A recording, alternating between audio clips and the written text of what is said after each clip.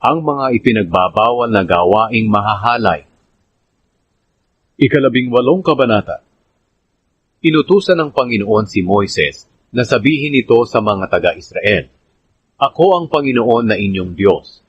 Huwag niyong gawin ang mga ginagawa ng mga taga-Ehipto, kung saan kayo tumira noon.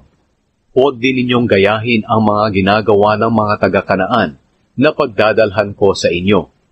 Dapat ninyong sundin ang aking mga utos at mga tuntunin, dahil ang mga susunod dito ay mabubuhay.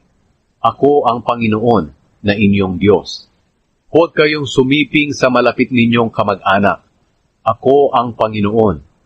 Huwag mong ilagay sa kahihiyan ang iyong ama sa pamamagitan ng pagsiping sa iyong ina o sa iba pa niyang asawa.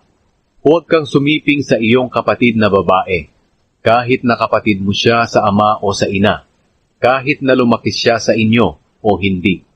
Huwag kang sumiping sa iyong apong babae, dahil magbibigay ito sa iyo ng kahihiyan.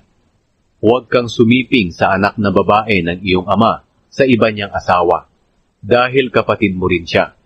Huwag kang sumiping sa iyong tiyahin na kapatid ng iyong ama o ina. Huwag mong ilalagay sa kahihiyan ang iyong tiyuhin sa pamamagitan ng pagsiping sa kanyang asawa, dahil tiyahin mo rin siya. Huwag kang sumiping sa iyong manugang na babae, dahil asawa siya ng iyong anak. Huwag kang sumiping sa iyong hipag na babae, dahil ito'y magbibigay ng kahihiyan sa iyong kapatid. Huwag kang sumiping sa anak o apo ng babaeng sinipingan mo noon, dahil baka anak o apo mo iyon, at ito'y nakakahiya. Huwag kang mag-asawa ng kapatid na babae ng iyong asawa, habang buhay pa ang iyong asawa. Huwag kang sumiping sa babaeng may buwanang dalaw, dahil itinuturing siyang marumi. Huwag kang sumiping sa asawa ng iba, dahil kapag ginawa mo ito, ituturing kang marumi. Huwag mong ibibigay ang iyong anak para ihandog sa Diyos na si Molek, dahil iyan ay paglapastangan sa aking pangalan na iyong Diyos. Ako ang Panginoon. Huwag kang sumiping sa kapwa mo lalaki o kapwa mo babae, dahil kasuklam-suklam ito. Huwag kang sumiping sa hayop, dahil ito ay napakasama, at ikaw ay ituturing na marumi kapag ginawa mo iyon. Huwag ninyong dumihan ang inyong sarili sa pamamagitan ng paggawa ng ganitong mga gawain, dahil ito ang nagparumi sa mga taong pinaalis ko sa lupain ibinigay ko sa inyo.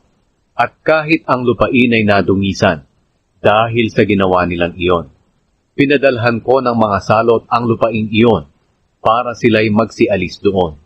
Pero kayong mga katutubong Israelita at mga dayuhang naninirahang kasama ninyo, huwag ninyong gawin ang kasuklam-suklam na gawaing iyon, kundi sundin ninyo ang mga tuntunin at mga kautusan ko.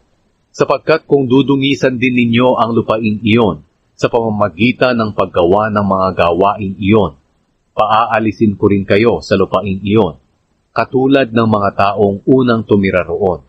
Ang sinumang gumawa ng mga kasuklam-suklam na gawain ito ay huwag na ninyong ituring na kababayan. Kaya sundin ninyo ang iniuutos ko sa inyo at huwag ninyong susundin ang mga kasuklam-suklam na ginawa ng mga taong nauna sa inyo, para hindi ninyo madungisan ang inyong sarili katulad nila. Ako ang Panginoon na inyong Diyos.